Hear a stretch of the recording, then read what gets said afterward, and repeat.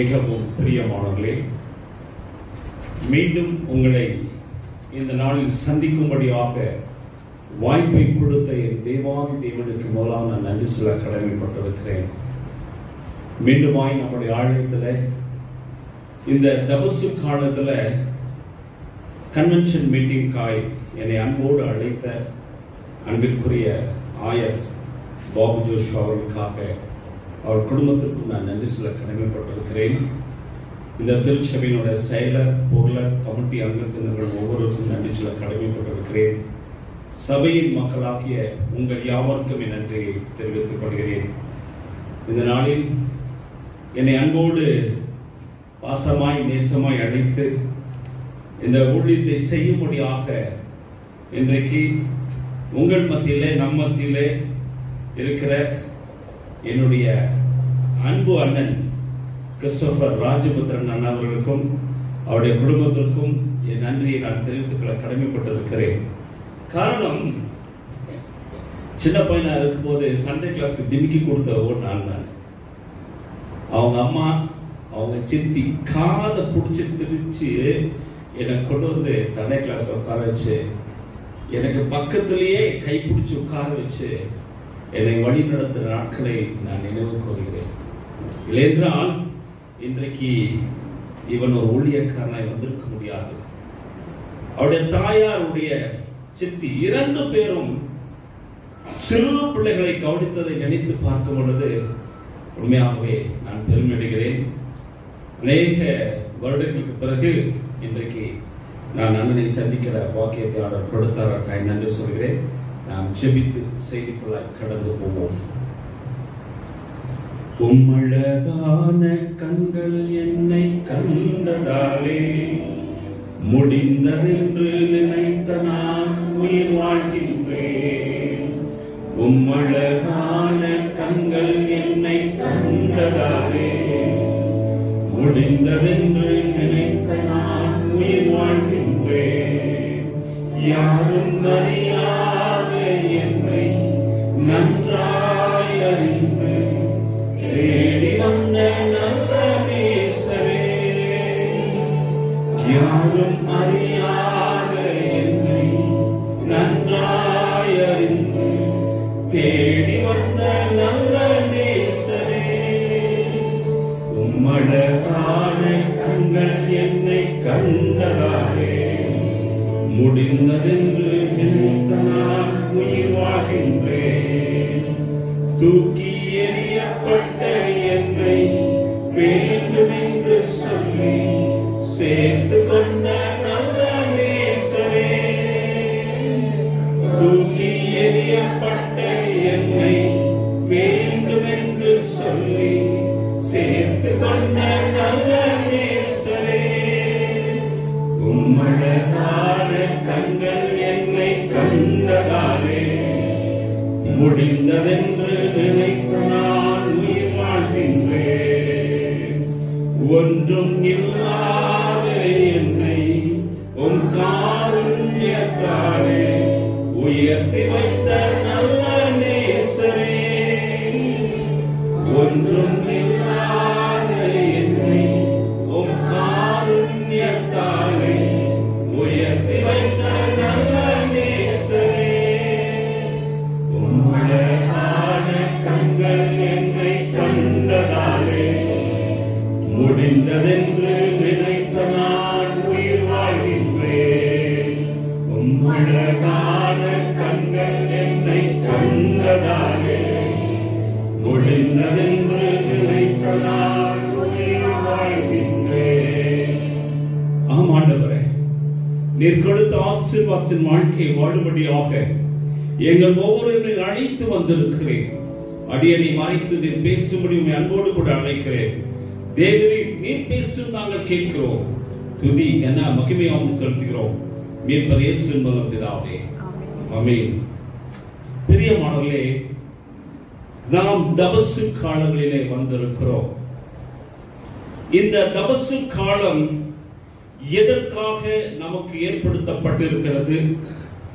ஏன் இந்த லெந்து காலங்களிலே நாம் ஆண்டவரை தேடுவதற்கு நம்மை இன்னும் அர்ப்பணிக்க வேண்டும் என்று நமக்கு கொடுக்கப்பட்டதான காரியங்களை நாம் சற்று சிந்தித்து பார்க்க வேண்டும்.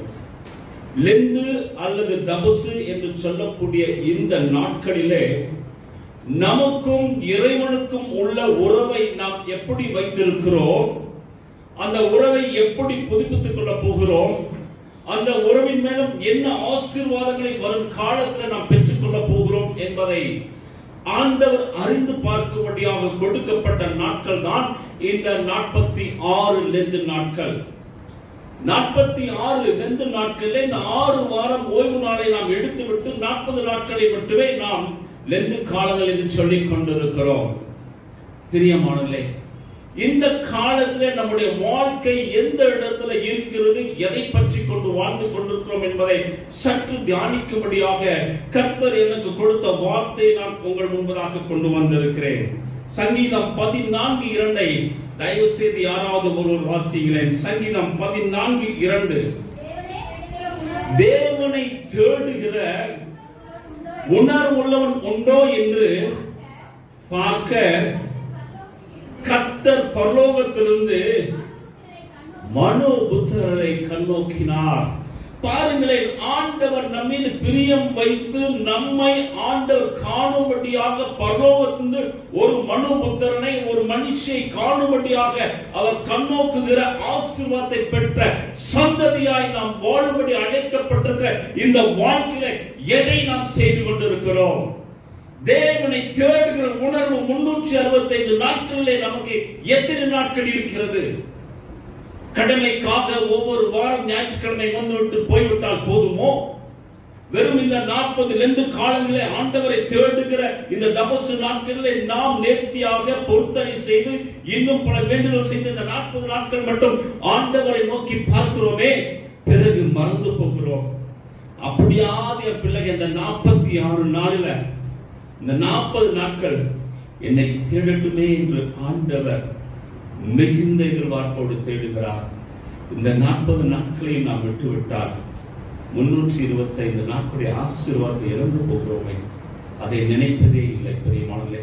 எனவேதான் தேவனை தேடுகிற உணர்வுள்ளவன் யார் என்பதை ஆண்டவர் பார்க்கும்படியாக கொடுக்கப்பட்ட கிருபையின் காலங்கள் தான் இந்த லெந்து நாட்கள். இந்த லெந்து நாட்களிலே நாம் ஒரு படி முன்னேறும்படியாக ஆண்டவர் நம்மை தூக்கி விடுகிற நாட்களிலே நாம் கடந்து வந்திருக்கிறோம். இந்த 40 என்று சொல்கிற இந்த லெந்து காலங்களில் ஆண்டவருக்கு என்று நம்மை அர்ப்பணிக்கும் பொழுது அவர் மீதமுள்ள நாட்களிலே 320 நாட்களே நம்மை உயர்த்தி ஆசீர்வதித்து மேன்மைப்படுத்தி மகிமைப்படுத்தி நம்மை சாட்சியாக நிறுத்துகிறார். ஆமென். அதுக்கு தாங்க இந்த லெந்து காலம். ஏதோ உபவாசம் இருக்கிறேன், நாங்க கறி சாப்பிடுறதில்ல, பூ வைக்கிறதில்ல என்று வெளி உலகத்திற்கு காட்டுவதற்கல்ல, நம் உள்ளத்தை ஆண்டவருக்கு திறந்து காட்ட அழைக்கப்பட்ட அழைப்பின் நாட்கள் இந்த நாட்கள். ஆமென்.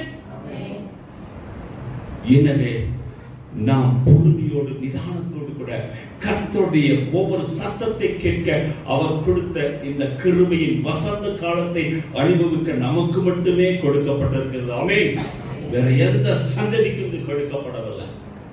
எனவேதான் ஆண்டவர் இன்னொரு காரியத்தை நம்மிடத்துல வைக்கிறார். எசேக்கியேல் தீர்க்கதரிசி எழுதின புத்தகத்துல 22ஆம் அதிகாரம் 30ஆம் வசனத்தை வாசிப்போமா? நான் தேசத்தை அழிக்காதபடிக்கு திறப்பிலே நிற்கவும் சுவரை அடைக்கத்தக்கதாக ஒரு மனுஷனை தேடினேன், ஒருவனையும் காணேன். எவ்வளவு ஒரு ஆண்டவர் வேதனையோடு கூட இந்த வார்த்தையை எசேக்கியா தீர்க்கதரிசி இடத்துல தெரிவித்து சொல்லுகிறார். நான் இந்த தேசத்தை அழிக்காதபடி திறப்பிலே நிற்கவும் சுவரை அடைக்கத்தக்கதாக ஒரு மனுஷன் ஒரு மனுஷியை தேடினேன், ஒருவனையும் காணேன். நான் இருக்கிற ஆண்டவர் என்று சொல்லக்கூடிய பக்குவம் நமக்கு இருக்கிறதா? இந்த உலகத்தோடு ஓடுகிற ஓட்டத்துல நாம் ஓடிக்கொண்டிருக்கலாம். தேடக்கூடிய நாட்களிலே கூட தேடாமல் ஆண்டவரை மறந்து போனால் நம்மை போல பாவி யாருமே இல்லையே. எனவே உணர்வு இருக்கிறதா என்று சொல்லி ஆண்டவர் கேட்டுதான் என்னோடு கூட பேசினார். அந்த ரோமரை எடுத்து நீ பேசு மகனை, நான் உன்னோடு கூட பேசுவேன் என்று சொன்னார். அந்த ரோமர் 3:10 நாம் வாசிக்கும் பொழுது, அந்தபடியே நீதிமான் ஒருவனாகிலும் இல்லை. நம்ம நீதிமான் சொல்லிக்க முடியுமா? யோசித்து பாருங்க. எவ்வளவு இடத்துல தவறு செய்கிறோம்.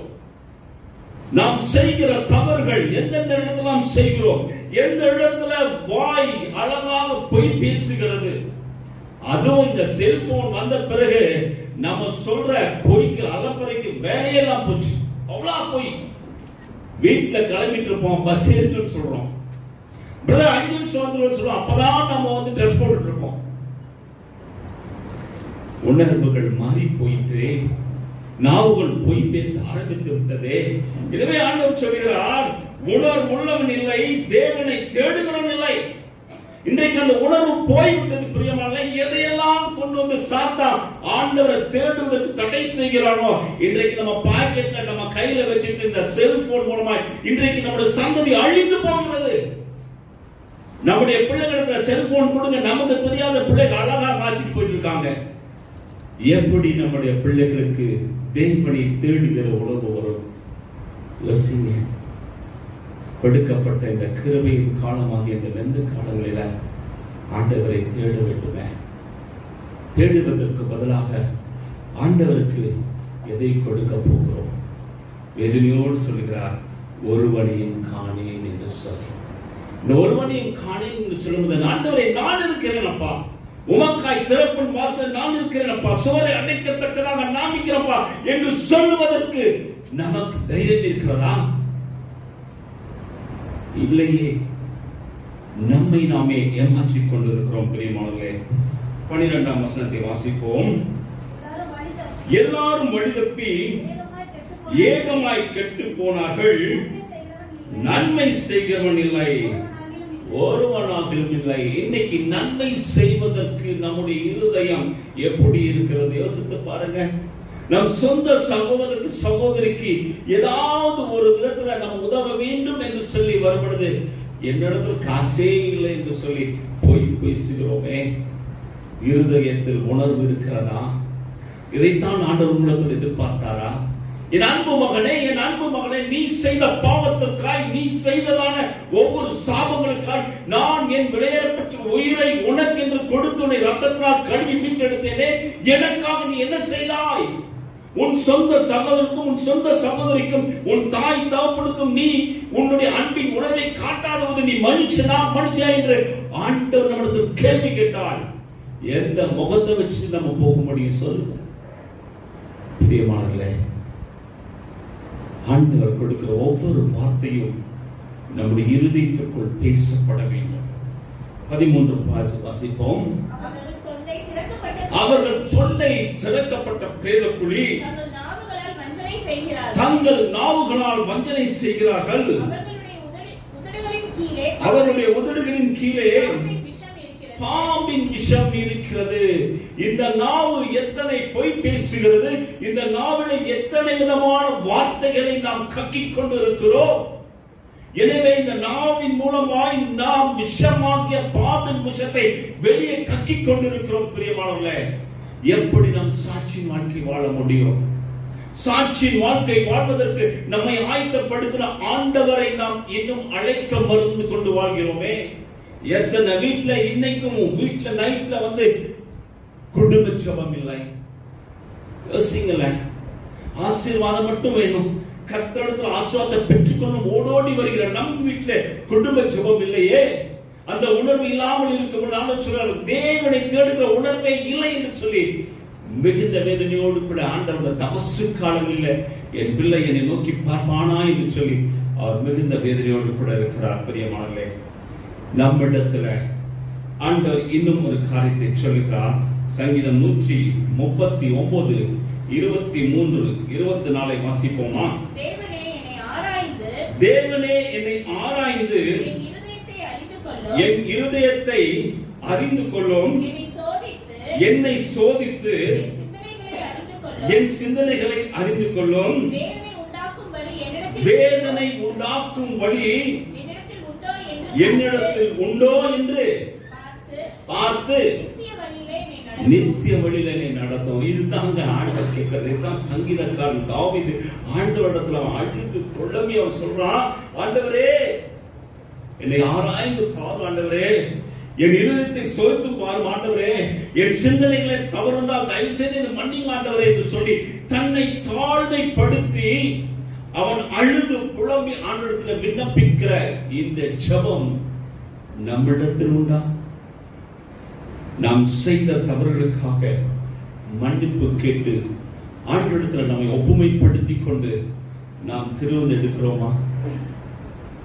பிரியமானவர்களே, ஏதோ வாழ்ந்தோம், ஏதோ இந்த உலகத்தில் பிறந்து விட்டோம் என்று சொல்லி நாம் வாழ்வோமானால் நாம் நியாய தீர்ப்பின் காலத்துல கர்த்தருக்கு கணக்கு கொடுக்க வேண்டும்.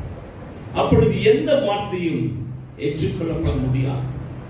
கர்த்தர் உங்களை யார் என்று அறியேன் என்று சொல்லிவிட்டு போய்விடுவார். எனவேதான் இந்த உணர்வுகள் நம் இருதயத்திற்குள்ளாய் அது பொங்கி எழ வேண்டும் என்று ஆண்டவர் விரும்புகிறார். பிரியமானவர்களே, இப்பொழுது ஆண்டவர் நம்மிடத்தில் கேட்கிறார், என் அன்பு மகனே, என் அன்பு மகளே, இந்த லெந்து காலங்களிலாவது நீ என்னை தேடி வரும் பொழுது நீ என் வார்த்தைகளுக்கு கீழ்ப்படுகிறாயோ, என் வார்த்தைகளை அவமதிக்கிறாயோ, என் வார்த்தைகளை காலில் போட்டு நசுக்கிக் கொண்டு போகிறாயோ, நீ என்ன செய்கிறாய் என்று ஆண்டவர் நம்மிடத்தில் கேட்கும் பொழுது நாம் என்ன பதிலை சொல்ல முடியும்? ஏனெனில் வேதம் சொல்கிறது, கர்த்தருடைய கண்கள் மனுபுத்திரரை நோக்கி இருக்கிறது. கர்த்தருடைய கண்கள் நம்ம சுற்றிலுமே இருந்து கொண்டிருக்கிறது. நீதிமொழியில படிச்சு பாருங்க, அவர் நம்மை ஆராய்ந்து அறிந்திருக்கிற கர்த்தர் என்று சங்கீதக்காரன் சொல்கிறான். எனவே நம்ம எதையும் மறைக்க முடியாது. பிரியமானவர்களே, நம்மிடத்தில் ஆண்டவர் முதலாவது எதிர்பார்க்கிற ஒரு குணாதிசயம் கீழ்ப்படிதல். அந்த கீழ்ப்படிதல் இல்லையே. பாருங்கள், ஆதியாகமம் நாம் திருப்பிக் கொள்வோமா? ஆதியாகமத்திலே 2ஆம் அதிகாரம் 16-17 வசனங்களை தேவனாகிய கர்த்தர் மனுஷனை நோக்கி, நீ தோட்டத்தில் உள்ள சகல விருட்சத்தின் கனியையும் புசிக்கவே புசிக்கலாம், ஆனாலும் நன்மை தீமை அறியத்தக்க விருட்சத்தின் கனியை புசிக்க வேண்டாம். அதை நீ புசிக்கும் நாளில் சாகவே சாவா என்று கட்டளையிட்டார். ஆமென். பிரியமானவர்களே, இந்த இடத்திலே தான் படைத்த மனிதன், தன்னால் உருவாக்கப்பட்ட ஒரு மனுஷன், தன் சாயலையே அவனுக்கு உருவாக்கி கொடுத்த அந்த மனிதன், தன் ஜீவ சுவாசத்தை அவனுக்கு நாசில ஊதி ஜீவாத்மா ஆகும்படி கிருபை செய்த தேவன் அவனிடத்தில் எதிர்பார்க்கிற காரியம் நிச்சயமாய் என்னுடைய வார்த்தைக்கு கீழ்ப்படிந்து நடப்பான் என்று சொல்லி எதிர்பார்ப்பது குற்றமோ? நம்மை பெற்றெடுத்த தாய் தகப்பன் நம்மிடத்துல சில காரியங்களை சொல்லி செய் என்று நம்மிடத்துல அவர்கள் பணிக்கும் பொழுது, என் மகன் செய்து முடித்து திரும்புவான் என்று நம்முடைய தாய் தகப்பன் உரிமையோடு காத்திருக்கும் பொழுது அதை உதாசீனம் பண்ணி போவோமானால் நம்மை பெற்றோருடைய வயிறு எப்படி எரியும்? கர்த்தர் தான் படைத்த மனுஷன் தனக்கு கீழ்ப்படிவான் என்று எவ்வளவு ஆசையோடு காத்துக் கொண்டிருந்தார். காத்துக் கொண்டிருக்க ஆண்டவர் சொல்றாரு, ஒருவேளை நீ அதை புசினா நீ சாகவே சாவா என்கிற ஒரு பயத்தையும் கொடுத்து, நமக்கு புத்திமதியை கொடுத்து, நீ செய்ய மாட்டேன் நான் நம்புறேன் நம்பி நம்பிக்கை வைத்த தேவனுக்கு நாம் என்ன பதிலை கொடுக்க போகிறோம்? பிள்ளைகளே, நான் உங்கள் மீது என் பிரியத்தை வைக்கிறேனே, நீங்க எனக்கு என்ன நம்பிக்கை கொடுப்பீங்கன்னு ஆண்டவர் கேட்கும் பொழுது நடந்த சம்பவம் என்ன என்பதை நாம் வாசிக்கும் பொழுது 3ஆம் அதிகாரம் 2ஆம் வசனத்தை வாசிப்போமா? ஸ்திரீ சர்ப்பத்தை பார்த்து, நாங்கள் தோட்டத்தில் உள்ள விருட்சங்களின் கனிகளை புசிக்கலாம், ஆனாலும் தோட்டத்தின் நடுவில் இருக்கிற விருட்சத்தின் கனியை குறித்து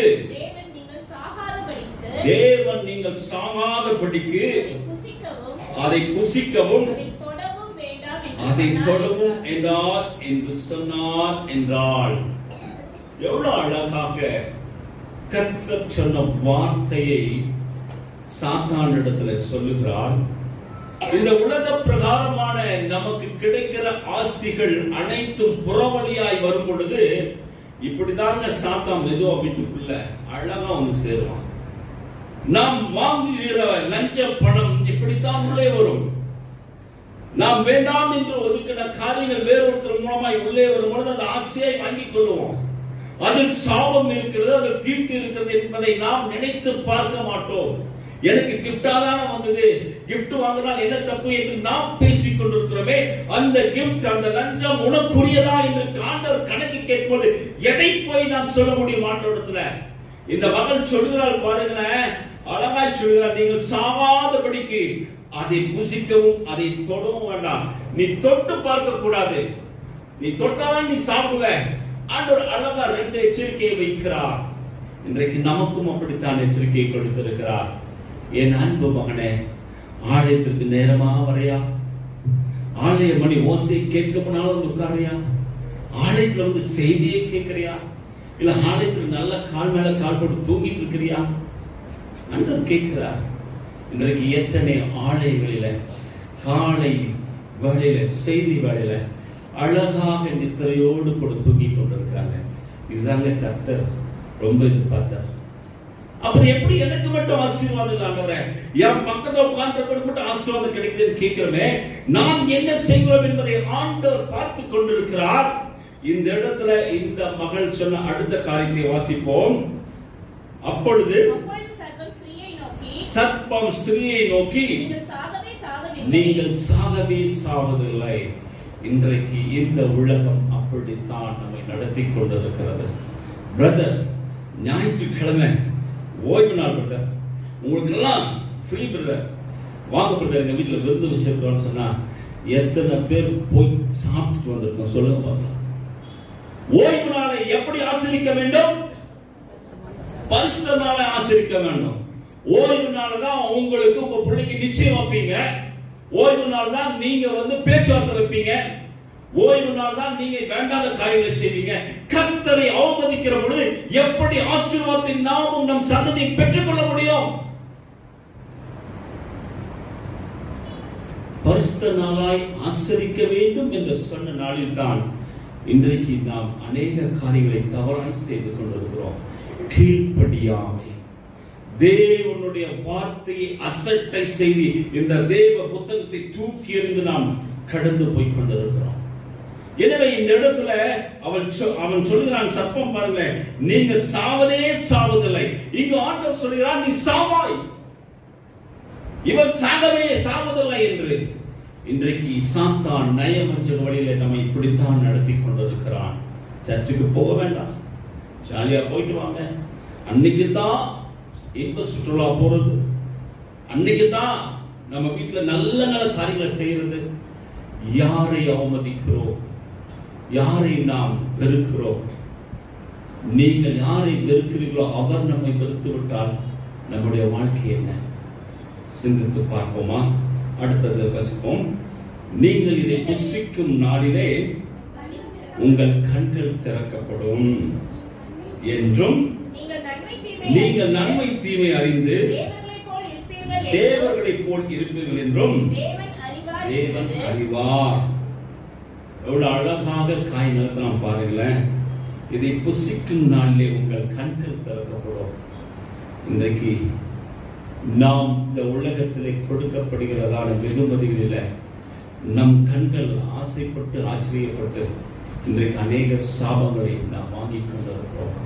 அந்த சாபம் வருகிற வழி தெரியாது. அந்த சாபம் நமக்கு எப்படிப்பட்டதான வேதனையை உருவாக்கும் என்று சொல்லும் பொழுது நாம் மிகுந்த வேதனையோடு கூட மருத்துவமனையில மிக மிக மோசமான நோய்களுக்காய் சிகிச்சை பெறும் பொழுதுதான் நாம் செய்த தவறுகள் நம்மிடத்துல கணக்கு பேசும். நன்றாக கவனித்துக் கொள்ளுங்கள். நாம் செய்த தவறுகள் நாம் அனுபவித்து தான் இந்த உலகத்தை விட்டு போக வேண்டும். இது கர்த்தர் இந்த காலம் வைத்த நியதி. அன்றைக்கு நாம் செய்த தவறை நம் பிள்ளைகள் அனுபவித்தார்கள், பிள்ளைகள் அனுபவித்தார்கள். ஆனால் இன்று என் தேவன் நம்மிடத்தில் கணக்கு கேட்கிறார். நாம செய்ததுக்கு நம்ம இன்னைக்கு அனுபவிச்சு போக வேண்டிய கால சூழ்நிலையை ஆண்டவர் மாற்றிவிட்டார். எனவே ஏவாள் சொன்னபடியோ ஆதாம் சொன்னபடியோ சாக்கு போக்கு சொல்ல முடியாது. பிரியமானவர்களே, கீழ்ப்படியாத வாழ்க்கை. எனவே அவர்களை தொடர்ந்து ஆண்டவர் கொடுத்த சாபத்தை நாம் பார்க்கும் பொழுது அதே அதிகாரம் 3:16 அவர் ஸ்திரீயை நோக்கி, நீ கர்ப்பவதியாய் இருக்கும்போது உன் வேதனை மிகவும் பெருக பண்ணுவேன், வேதனையோட பிள்ளை பெறுவாய், உன் ஆசை உன் புருஷனை பற்றி இருக்கும், அவன் உன்னை ஆண்டு கொள்வான் என்றார். அதுக்கடுத்ததுங்க, பின்பு அவர் ஆதாமை நோக்கி, உன் மனைவியின் வார்த்தைக்கு செவி கொடுத்து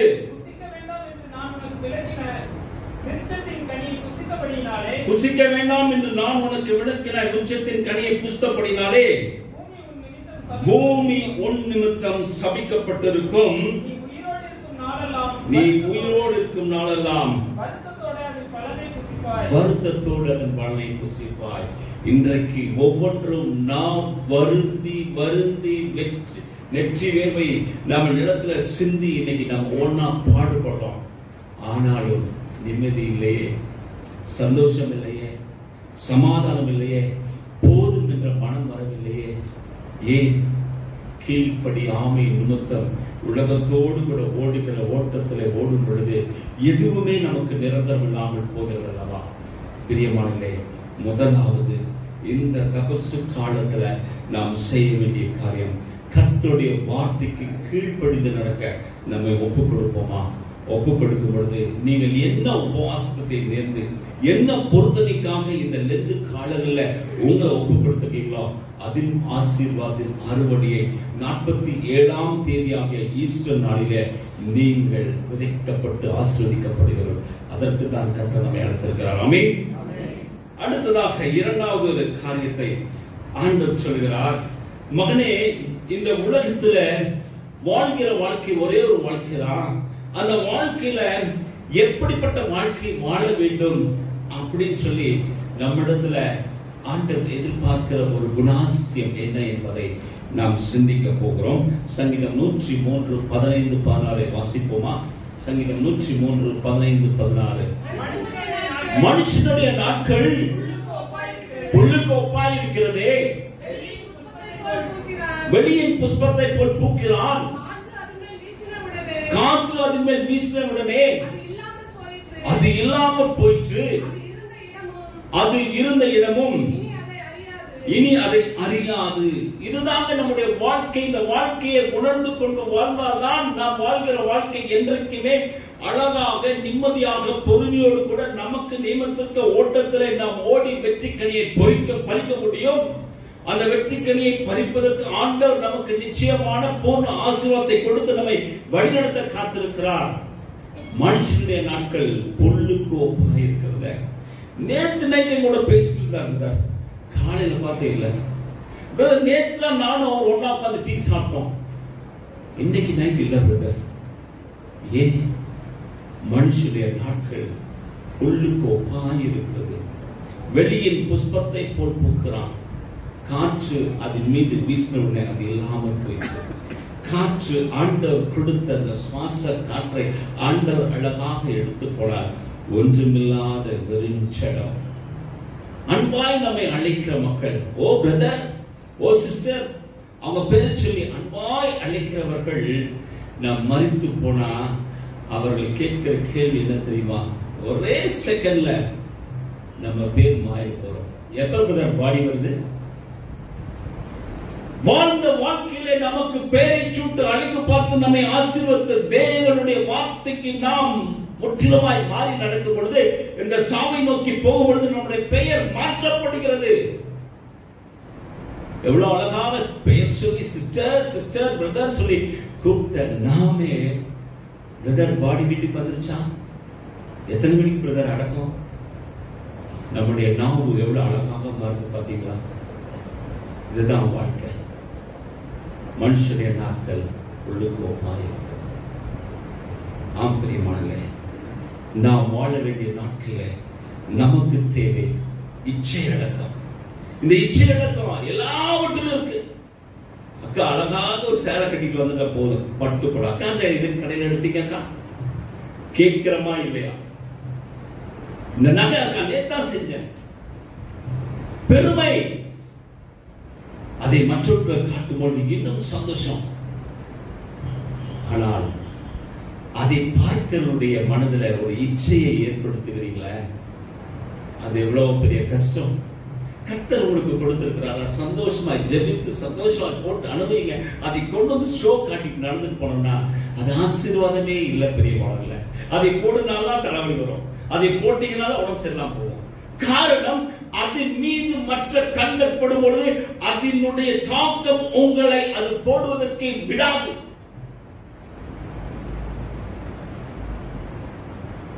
எனக்கு பிரேஸ்லெட் போடணும் ரொம்ப நாள் ஆசை. கல்யாணத்துக்கு முன்னாடி பிரேஸ்லெட் போட்டிருந்தேன். அப்பெல்லாம் ஆண்டவர் அவ்வளோ தேடல. அப்புறம் என் தாய்க்கு சொல்லி கொஞ்சம் பெருசா போடணும் அப்படின்னு சொல்லிட்டு கொஞ்சம் ஆசைப்பட்டு பெருசா போட்டேன்.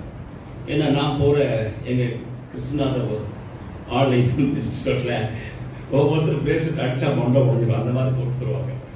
நமக்கு சும்மா கொஞ்சம் பெருசா போடலாமேன்னு போட்டுட்டு நான் கொஞ்சம் சந்தோஷமா போயிட்டு வந்தேன். எப்பொழுது ஆண்டவர் என்னை அவருடைய பார்வைக்கு நேரம் அழைத்து ரட்சிப்புக்குள்ளாய் வந்தனோ அப்ப ஆண்டவர் சொன்னாரு, முதல்ல அந்த பிரேஸ்லெட் கழட்டி போடுனாரு, இந்த மோட்டை கழட்டி போடுனாரு. என்ன ஆண்டவர் ஆசைப்பட்டு போட்டேன். நீ கையை தூக்கி ஆண்டவனை ஆசீர்வதிக்க சொல்லும்போது உன்னுடைய மோதிரத்தை உன்னுடைய பிரேஸ்லெட் தான் பார்ப்பாங்க. நீ கொடுக்கிற செய்தியை பார்க்க போல தூக்கி போடுனார். அன்றைக்கு தூக்கி போட்டு இருக்கிறீங்க சரி என்று சொல்லி ஒரு சின்ன மோதிரம் ஒண்ணு இன்னொன்னு போடலான்னு போட்டேன். என்னைக்கெல்லாம் போடுவோம் அன்னைக்கெல்லாம் அந்த கையில வலிக்கும். அன்னைக்கு அந்த மோதிரத்தை வைஃப்கே கொடுத்துட்டேன். ஏன் சொல்கிறேன் என்றால், நம்மை பார்க்கிற கண்கள் எப்படி பார்க்கிறது என்று நமக்கு தெரியாது. அது பொறாமையோடு பார்க்கிறதா, அல்லது அன்போடு பார்க்கிறதா, நேசத்தோடு பார்க்கிறதா, அல்லது வாழ்க்கை பார்க்கிறதா நமக்கு தெரியாது. ஆனால் நம் மூலமாக சில இச்சைகளை நாம் வெளிப்படுத்தும் பொழுது அதற்கு நாமே காரணமாகிறோம். இந்த இடத்துல ஆண்டவர் எனக்கு ஒரு மகனை காண்பித்தார். இந்த மகன் ஆண்டவருக்கென்று கொடுக்கப்பட்ட மகன். ஆனால் இந்த மகனுடைய வாழ்க்கை பார்த்தீர்களால் உலக மாமிச இச்சைகளுக்குள்ளாய் கடந்து போனவன், மிக மிக மோசமான இச்சையில விழுந்து போன சிம்சோன். இன்னைக்கு நம்மிடத்திலும் இப்படிப்பட்டதான விபச்சார எண்ணங்கள் உண்டு. இன்றைக்கு எதை பார்க்க வேண்டாம் என்று சொல்கிறோம் அதை பார்க்கிறோம். இன்னைக்கு டிவியில நம்ம வீட்டுல சீரியல் ஓடிச்சுன்னா நம்மளும் இப்படிப்பட்டதான மாம்சீக இச்சைகளை விழுந்து போயிருக்கிறோம். அநேக கிறிஸ்தவர்கள் வீட்டுல இன்னைக்கு சீரியல் ஓடி தப்பா நினைக்காதீங்க. Time pass brother. பாஸ்டர் வராருன்னா அடுத்த நிமிஷம் பார்த்தீங்கன்னா அப்பதான் ரிமோட் தேடுவாங்க. பிரதர் நல்லா இருக்கும் பிரதர், நம்ம தொடர்ந்து பார்க்கிறோம் பிரதர். பாசிட்டிவ் கண் சாட்சி கலைச்சுக்கிறது. எங்கே நம்முடைய இச்சை இன்னைக்கு விழுந்து போகிறது? அவர்கள் பணத்திற்காக, அவர்கள் ஆதாயத்துக்காக, அவங்க வாழ்ந்துட்டுக்காக, அவங்க செஞ்சுட்டு இருக்காங்க. ஆனால் அழைக்கப்பட்ட நாம், ஆண்டவரை நோக்கி பார்க்க வேண்டிய நாம், இன்றைக்கு இந்த மாம்சீக இச்சையில விழுந்து போனவர்களாய் நம்முடைய வாழ்க்கையை தொலைத்து போனோம். நியாயாதிபதிகள் 14:1 எடுப்போமா? பக்கம் 322. சிம்சோன் திம்னாத்துக்கு போய் திம்னாத்திலே பெலிஸ்தரின் குமாரத்தின் ஒரு பெண்ணை கண்டு, பார்த்துக்கங்க, முதலாவது அவன் ஒரு பெண்ணை கண்டு அந்த பெண்ணின் மீது மிகவும் ஆசைப்பட்டு அந்த பெண்ணை அவன் கல்யாணம் பண்ணிக்கணும்னு சொல்லி அவன் விரும்புறான். அதற்கான காரியங்கள்லாம் செய்து அவன் வருகிறான். இந்த காரியத்தை நாம் படித்திருக்கிறோம். ஆனால் நடந்த காரியம் என்ன? அவனுடைய அந்த பெண் சாதியோ அவனுடைய தோழருக்கு மனைவியாய் கொடுக்கப்பட்டது வாழ்க்கை. அப்போ நம்முடைய மாம்சீக இச்சைகள்ல விழுந்து போன போது நாம் பாவம் செய்கிறோம் என்று தெரியாமலேயே மீண்டுமாய் அவன் பாவத்திற்குள்ளாய் தன்னை வழி நடத்தி போகிறான். இது எப்படி நான் ஈஸியா சொல்லணும்னா, பிரியமானவர்களே, உங்க கையில எல்லாத்து கையிலையும் செல்போன் இருக்கு.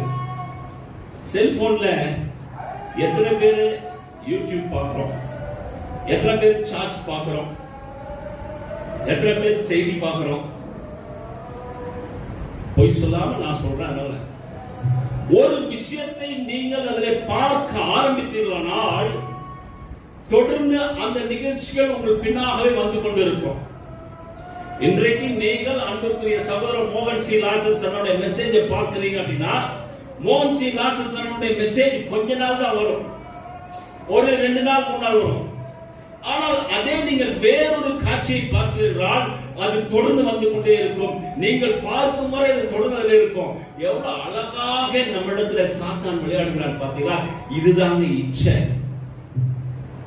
ஒண்ணு இல்ல, எங்க மனைவி கவிதா சமையல பார்ப்பாங்க.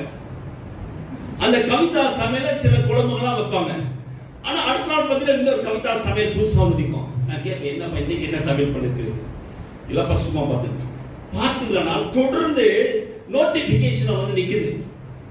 இப்படித்தான் இந்த பாவம் என்கிற இச்சை நம்முடைய யூடியூப் வழியாக, நம்முடைய கைக்குள்ளாக, நம் கண்களுக்கு விருந்தாக நாம் மாம்சீக இச்சைகள்ல விழுந்து போகிறோம்.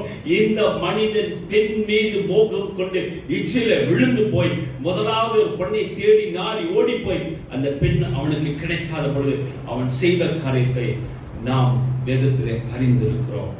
ஏனெனில் அவன் செய்த காரியம் அனைத்தும் கர்த்தருக்கு அருவருப்பானது. காரணம், அவனை ஆண்டவர் உருவாக்கும் முன்னே அவனுடைய தலையில சவரகன் கத்திப்படாது என்று சொல்லி ஆண்டவர் சொன்ன வார்த்தையின்படி அவன் பலசாலியாக, அவன் ஆண்டவருடைய வார்த்தைக்கு கீழ்ப்படுத்த நடக்கிற ஒரு குணசாலியாக ஆண்டவர் உருவாக்கினதை அவன் இந்த பெண்களின் மூலமாய் தன்னுடைய வாழ்க்கையை இழந்து போனான்.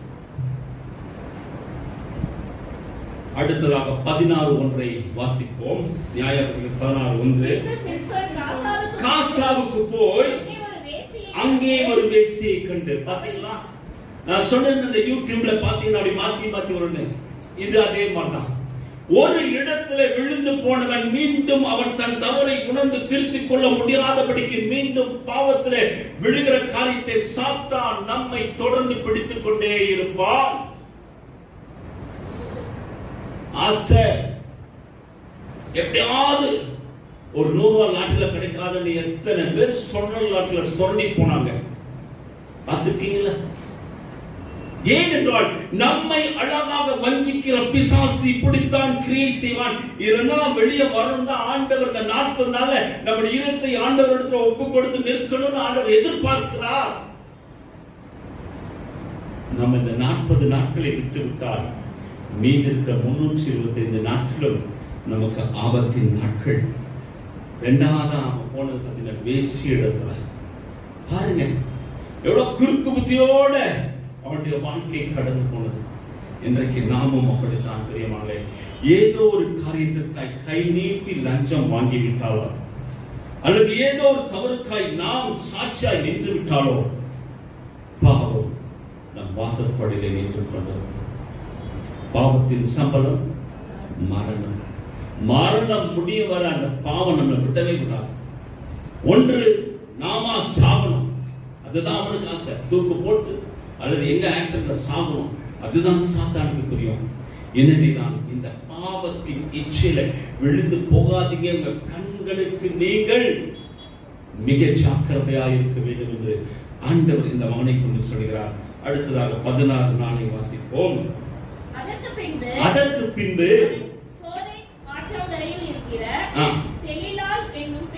தெளிலால் என்னும் பேருள்ள ஒரு ஸ்திரீயிடத்தில் ஸ்நேகமாயிருந்தார்.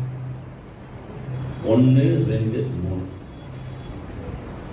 இந்த 3வது ஸ்திரீ எவ்வளவு அழகாக அவனை அவளுக்குள்ளாய் கொண்டு வந்தான் என்பதை நீங்க வேதத்துல பொறுமையா வாசிங்க. ஏன் சொல்றேன்னா, அன்புக்குரிய சகோதரி பர்வீன் சுல்தானான்னு சொல்லிட்டு ஒரு பேச்சாளர் இருக்கிறாங்க, எல்லாருக்கும் தெரியும். அந்த சகோதரி பைபிளை குறித்து அவள் எடுத்த செய்தியை நான் பார்த்த பொழுது வியந்து போனேன். அவர்கள் இஸ்லாமிய சகோதரி. அவங்க சொல்றாங்க, என்னுடைய செல்போன்ல நான் பைபிள் ஆப் வச்சிருப்பேன், எப்பெல்லாம் எனக்கு தேவையோ பைபிள் எனக்கு வார்த்தைகளை நான் எடுத்து நான் பேசுவேன் சொல்லி அவர்கள் இந்த சிம்சோனை குறித்து சொன்ன அந்த காரியத்தை எனக்குள்ளாய் ஆண்டவர் கேளிருக்கிறார். எவ்வளவு அழகாக ஒரு பெண் ஒரு ஆணை மடக்குகிறாள். சிம்சோன் எப்பேற்பட்டவன், அவனுடைய உடம்பு எப்பேற்பட்டது, ஆண்டவர் அவனை உருவாக்கும் முன்னே அவனுக்கு எத்தனை தகுதிகளை கொடுத்தார். அவன் அனைத்தும் ஒரு பெண்ணிடத்துல ஒரு சிறு குழந்தையை போல அவன் மடியில படுக்கும்படியாக அவனுடைய குணாசியம் மாற்றினார் என்றால் சாத்தான் எப்படிப்பட்ட வலையை பின்னிருக்கிறான் என்பதை உணர்ந்து பாருங்க. ஒரு பெண்ணால் சாதிக்க முடியாது எதுவும் இல்லை என்று அந்த பர்வீன் சுல்தானா அந்த சகோதரி சோதனை கேட்ட பொழுது வேதத்தின் நுணுக்கத்தை அவர்கள் வெளிப்படுத்தினார்கள். அவன் மடியில படுக்க வைத்து அழகாக சடை பின்னி ஒவ்வொரு காரியத்தையும் கேட்டு அவன் தன் வாயாலே உணரும்படியாக அந்த மாம்சீக இச்சை, அந்த விபச்சார பாவம் அவனை தன் உண்மையை சொல்ல வைத்து உண்மையை அவன் ஒப்புக் கொடுத்தான். ஒப்புக் கொடுத்தது நிமித்தமாக அவனுடைய வாழ்க்கை என்னானது? 2 கண்களும் குருடாகி போய் கை கால்கள் விளங்கிட்டு குழந்தைகளுக்கு ஒரு விளையாட்டு பொருளாய் மாமறைத்துக் கொண்டிருக்கிற நிலையில அவர் போனானே. கர்த்தரின் சாபம், கர்த்தரின் சாபம். இந்த சாபத்திற்கு தான் விலகியோட ஆண்டவர் கொடுத்த இந்த கிருபையின் நாட்கள் 46 நாட்கள் பிரியமானல. இந்த 46 நாட்கள் நம்மை பரிசுத்தப்படுத்திங்க. நாம் இப்பொழுது கடந்து வந்து விட்டோம். 14 இன்றைக்கு வரைக்கும் நாம் சுமார் 9 நாட்களை கடந்து போனோம். இதுவரை எப்படி இருந்தோம் அதை விட்டு விடுங்க. இன்றைக்கு இந்த இரவு உங்களுக்கு ஒரு உறுதி எடுத்துக்கொண்டு நீங்கள் நடப்பீர்களானால் ஈஸ்டருக்கு பின்பாக உங்கள் குடும்பத்தில் நல்ல செய்திகள் உங்களை வந்து சேரும். ஆமென்.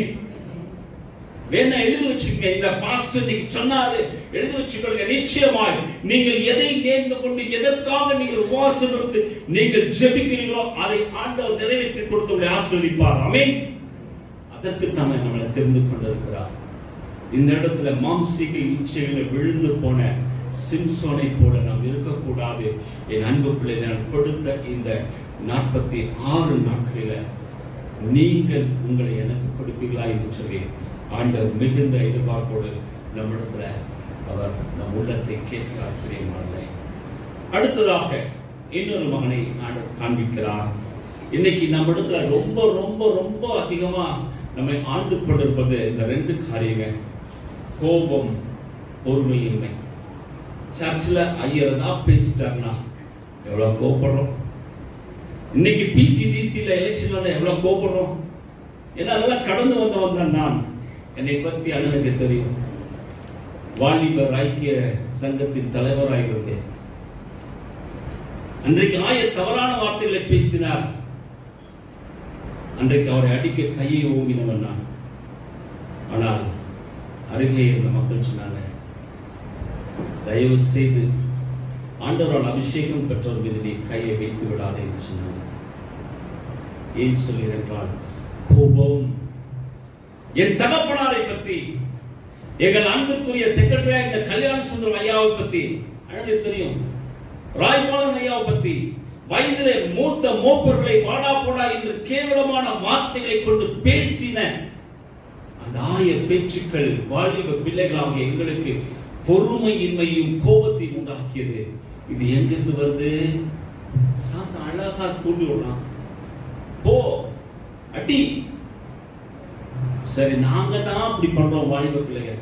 ஆனா நம்மை வழிநடத்த மெய்ப்பர்கள் இன்றைக்கு அநேகர் கோபித்துக் கொண்டு இன்றைக்கு கோபமாய் செயல்பட்டுக் கொண்டிருப்பதும் கர்த்தருக்கு விருப்பமில்லாத காரியம் என்பதை உணர்ந்து கொள்கிற காலத்தில் வாழ்ந்து கொண்டிருக்கிறோம். ஏனென்றால் நம்மை வழி நடத்துகிற மெய்ப்படுத்தல ஆண்டவர் அதிகம் எதிர்பார்க்கிறார். நான் வாலிப பருவத்துக்கு முன்பதாக பருவத்துல நான் சண்டே கிளாஸ்ல இருக்கும்போது அண்ணன் சகேயுவாய் நடித்த காலங்களை நாங்கள் நினைவு கூறுகிறோம். சிஎஸ்ஐ மேல்நிலை பணியில அனைத்து சபைகளும் சேர்ந்து நாங்கள் சண்டே கிளாஸ் விளையாடுத்த பொழுது அண்ணன் தான் சகேயு, மன்னிக்கவும் அண்ணன் இயேசு சுவாமியாய் வந்தார். என்னுடைய சகேதன் சகிவை கொடுத்தார்.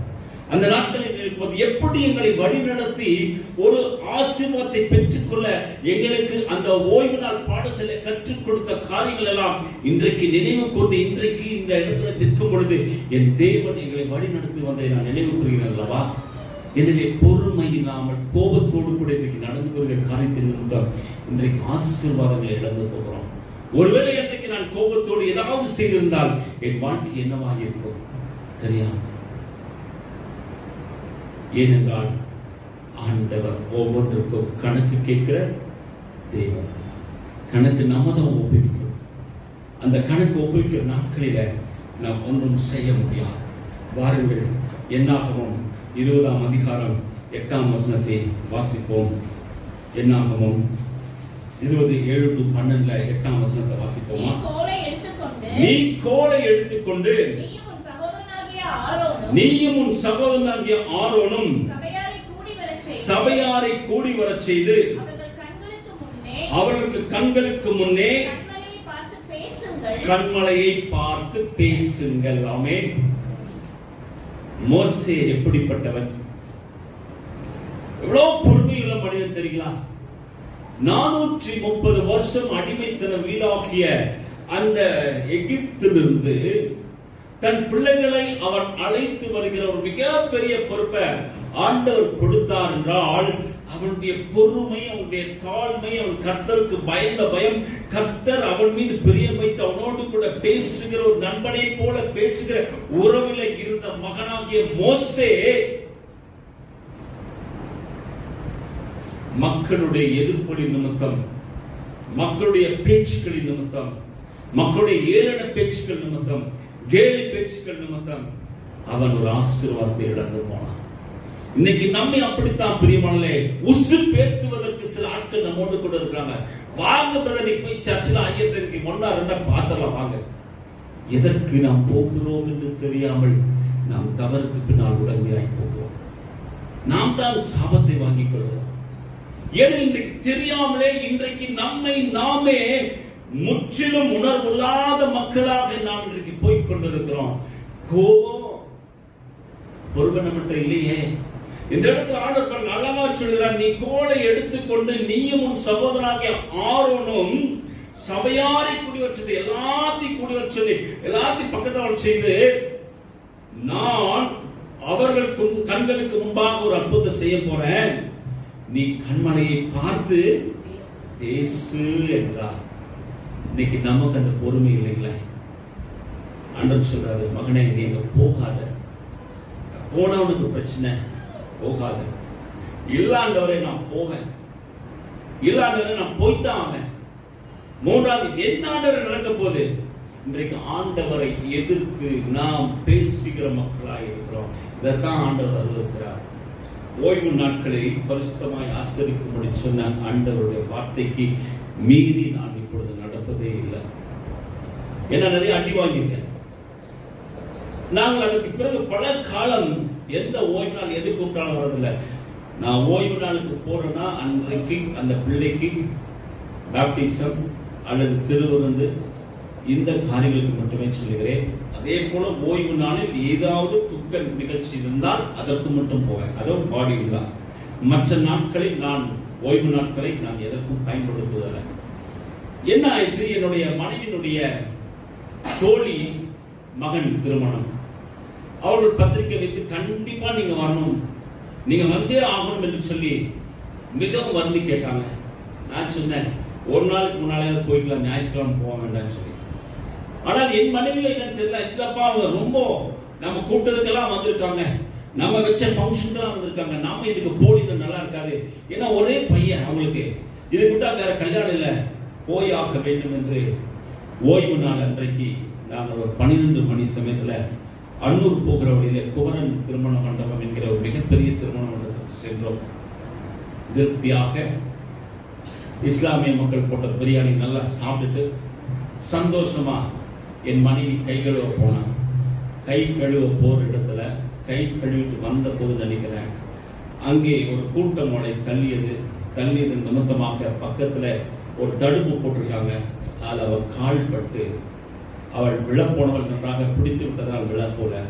ஆனால் கொஞ்ச நேரத்தில் சுண்டு விரல் கால் வீக்கமடைந்து அந்த கால் மூன்றாவது விரல் உடைந்து போயிற்று. ஏன் ஆண்டவரே, என்ன தப்பு பண்ண? இன்றைக்கு என்ன நாள்? இது யாருடைய நாள்?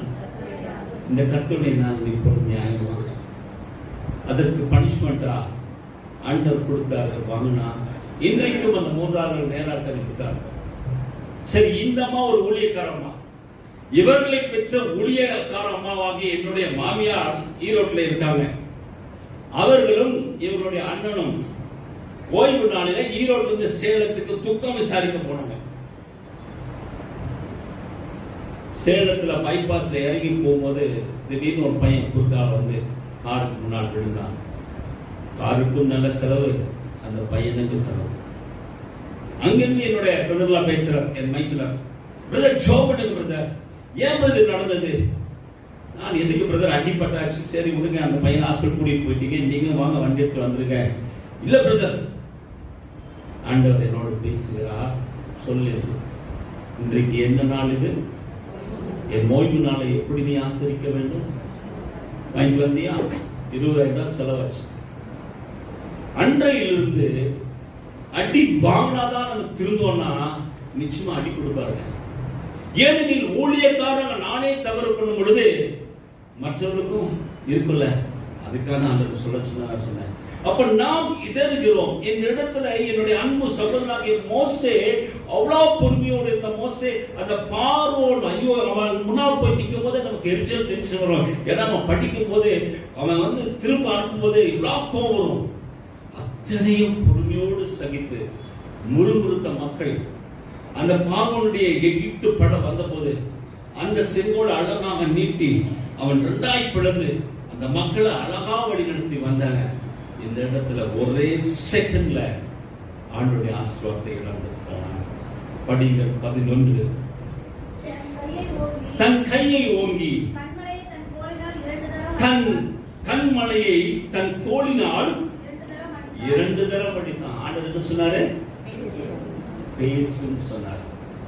பேசும் தெய்வம் நீ, பேசாத கல்லோ மரமோ அல்ல, பேசும் தெய்வம் நீ.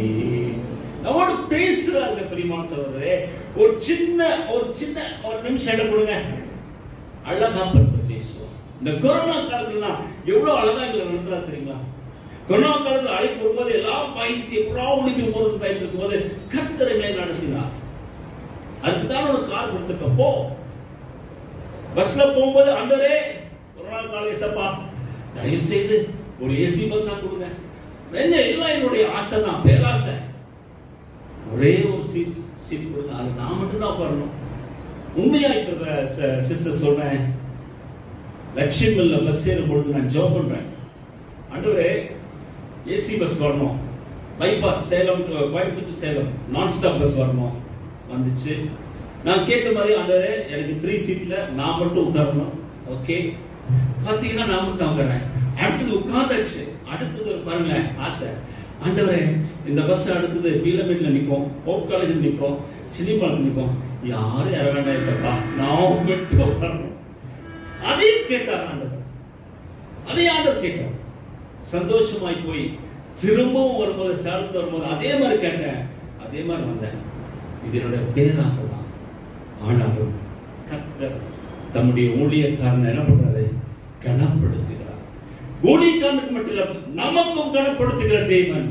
அவருடைய வார்த்தைக்கு கீழ்ப்படிய வேண்டும், கோபத்தை தூக்கி எறிய வேண்டும். இந்த இடத்துல தன் கையை ஓங்கி கண்மலையை என்ன பண்றான்? 2 தரம் அடிச்சு போட்டான். 430 வருஷம் அந்த மக்களை வழி நடத்தி வந்த அன்புக்குரிய மோசே, ஆண்டவர் காட்டின பாலும் தேனும் ஓடுகிறதான அந்த தேசத்திற்குள் அவன் எட்டி பார்க்க தான் முடிஞ்சது தேசத்தை. அது எப்படி இருக்கும் போய் பார்த்துக்கோன்னு ஆண்டவர் போனா போட்டுன்னு சொல்லி ஆண்டவர் ஒரு ஆசீர்வாதத்தை கொடுத்தார். அதை பார்த்து வந்தான். அவன் மரித்து போனான். அவன் மரித்து போன இடம் இன்று வரை ஆண்டவர் இருக்கிறவர் யாருக்குமே தெரியாது. காரணம் கோபம். இந்த கோபத்தை அழிக்க வேண்டும், பொறுமையாய் நாம் நடக்க வேண்டும். இந்த நெந்து காலங்களிலே, இந்த 1ஆம் நாளிலே ஆண்டவர் நம்மோடு கூட பேசும்படியாய் சின்ன காரியங்கள் கீழ்ப்படிதல் வேண்டும். 2வதாக உலக பிரகமாக லௌகீக இச்சைகளை விட்டு விலகும்படி ஆண்டவர் நம்மை அழைத்திருக்கிறார். 3வதாக பொறுமையோடு கூட கோபம் இல்லாத வாழ்க்கைக்கு நாம் வாழும்படி அழைத்திருக்கிறார். காரணம் அவர் நம் மீது அன்பு வைத்திருக்கிறார். அவர் நம் மீது அன்பு வைத்திருக்கிறார். அந்த அன்புதான் இன்று வரை நம்மை வழி நடத்துகிறது. பிரியமானவர்களே, எவ்வளவு தவறு செய்யறோம், எவ்வளவு விதமான தவறுகள் நமக்கு தெரிஞ்சு செய்யறோம், தெரியாமல் செய்யறோம். தெரியாமல் செய்ததற்கு ஆண்டவர் கணக்கு கேட்பதில் தன் முதுகிற்கு பின்பாய் போடுகிறார். தெரிஞ்சு செய்கிற தவறுகளுக்கு நாம் பதில் சொல்ல வேண்டுமே. இந்த 46 நாட்களை அனுசரிக்கிற நாம் உண்மையுள்ள உள்ளத்தோடு, விசுவாசத்தோடு, நம்பிக்கையோடு, உறுதியோடு, பற்றுறுதியோடு கர்த்தரை நோக்கி நிற்கும் பொழுது கர்த்தர் நன்மையானதை நமக்கு செய்து நம்மை ஆசீர்வதித்து காத்திருக்கிறார். ஏதோ பாரம்பரியமாய் அல்லது உலக சடங்காச்சாரமாய் எல்லாரும் இந்த லெந்து காலத்துல எல்லாரும் தபசு இருக்கிறாங்களே, நாங்க கறி சாப்பிடுறது இல்லையே என்று சொல்லி நாம் மற்றவர்களுக்கு நடிக்காதபடிக்கு நம்மை நாமே கர்த்தருக்கென்று ஒப்பு கொடுத்து வாழ்கிற வாழ்க்கையில நாம் வாழ அழைக்கப்பட்டிருக்கிறோம். தெரியுமாங்க, பெருமையாக சொன்ன காலங்கள் வந்து நான்லாம் வாலிப நாங்களாம் ஃபாஸ்டிங் பண்ற பெருமையா சொல்லுவோம், அப்படியா அப்படின்னு. ஆனா 12 மணி ஆச்சுன்னா உடனே அடுத்து டீ கடை அல்லது எங்க போட்டா கடை போய் கொப்பு கொப்புன்னு தின்ன காரணம் உண்மையில ஃபாஸ்டிங் அல்ல. ஆனால் இன்றைக்கு எங்க ஊழியம் போயிட்டு முடிச்சு போக 4 மணி ஆனாலும் 5 மணி ஆனாலும் அந்த ஃபாஸ்டிங்ல நிற்கும்போது கர்த்தர் எங்களை பலப்படுத்துகிறார். ஆமென். கர்த்தர் பலப்படுத்துகிறார். அந்த 40 நாட்கள் நம்ம உபவாசம் இருக்கிறோம்னா கர்த்தர் எங்களை வழி நடத்துகிறார். காரணம், அவர் நம்மை அழகாக நோக்குகிறார். அவருடைய கண்கள் எப்படிப்பட்ட கண்கள்? உமலகான கண்கள் என்னை கண்டதாலே முடிந்ததென்று நினைத்த நான் உயிர் வாழ்கின்றேன். உமலகான கண்கள் என்னை கண்டதாலே முடிந்ததென்று நினைத்த நான் உயிர் வாழ்கின்றேன். உண்மையாகவே அவருடைய கண்கள் நம்மை கண்டதால் உயிர் வாழ்கிறோம். பிரியமானவர்களே, நம்முடைய தாயின் கருணை நம்மை உண்டாக்கும் முன்னே நம்மை அறிந்து கொண்ட தேவன், தெரிந்து கொண்ட தேவன், நம்மை ஆசீர்வதித்து இந்த உலகத்திற்கு கொடுத்த தேவன், உன் மூலமாய் எனக்கு பல மக்கள் வேண்டுமே என்று கேட்கிற இந்த தபசு காலத்துல எத்தனை ஆத்துமாக்களை நாம் அறுவடை செய்ய போகிறோம்? ஒரு ஆத்துமா நம்மால் ஆண்டவர் அறிந்து கொள்ள முடியுமே, வேண்டுமே செய்வோமா? உறுதி எடுப்போம், சாதிப்போம். கர்த்தர் நம்மை அழைத்திருக்கிற அழைப்புல நாம் ஓடுவோம். ஏனெனில் எப்பொழுது நம்முடைய வாழ்க்கையை முடிய போவதற்கு நமக்கு தெரியாது. நல்ல போராட்டத்தை போராடுவேன், ஓட்டத்தை முடித்தேன், விசுவாசத்தை காத்துக்கொண்டேன். இது முதல் நீதி இருக்கிறது. அதுக்குத்தான் இந்த வாழ்க்கை, அதுக்குத்தான் ஆண்டவர் வாழ்க்கை கொடுக்கிறார். அந்த வாழ்க்கையை அந்த ஜீவனுள்ள அந்த தேவனிடத்துல போய் சேரும் வரை நாம் வாழ்க்கிற வாழ்க்கையில ஒரு உறுதி எடுத்து வாழ்வோம். அதுவும் இந்த காலங்களில் நாம் எடுத்த பொருத்தனைகளை நிறைவேற்றும்படி நம்முடைய இதயத்தை ஒப்புக் கொடுப்போமா? செபிப்போம். நல்ல தகப்பனே, மன மகிழ்ச்சியின் மாலை வேளையில தேவனாகிய கர்த்தர் நீர் பேசின வார்த்தைகளுக்காய் நன்றி இயேசு சுவாமி. எங்களுடைய லெந்து காலங்கள், எங்கள் தபசு காலங்கள், எங்களுக்கும் ஆண்டவரே உமக்கும் உள்ள உறவுகளை நாங்கள் எப்படி ஒப்புமைப்படுத்திக் கொள்ள வேண்டும், எப்படி புதுப்பித்துக் கொள்ள வேண்டும் என்று சொல்லி என் தேவன் எங்களுக்கு காட்டிய அப்பாவுடைய வார்த்தைகளுக்காக நன்றி இயேசு சுவாமி. இந்த காலகட்டங்களில நாங்கள் கீழ்ப்படிந்து வாழவும், மாம்சீக லௌகிக இச்சைகளை விழுந்து போகாதபடிக்கு நாங்கள் ஆண்டவரை உண்மையுள்ள உண்மை மட்டுமே தேடுகிற அந்த பாசத்தில் இருக்கும்படியாக இந்த தேவன் எங்களை அழைத்திருக்கிறீங்க. இந்த வாழ்கிற உலகத்துல எவ்வளவு கோபம், பொறுமையின்மை, ஆண்டவரை தன்னடக்கம் இல்லாத நிலைமை, இவைகளெல்லாம் நாங்கள் மாற்றிக்கொள்ளணும்னு சொல்லி நீர் எங்களை அழைத்திருக்கிறீர்கள்.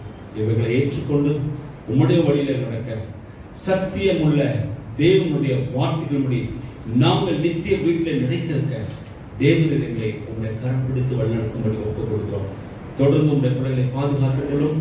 தேவனின் தாமே ஒவ்வொரு ஆசீர்வதியும் என்று உங்களுடைய கரங்களை ஒப்புக் கொடுக்கிறோம். மீட்பரே சுந்தரம் பிதாவே. ஆமென். இன்றைய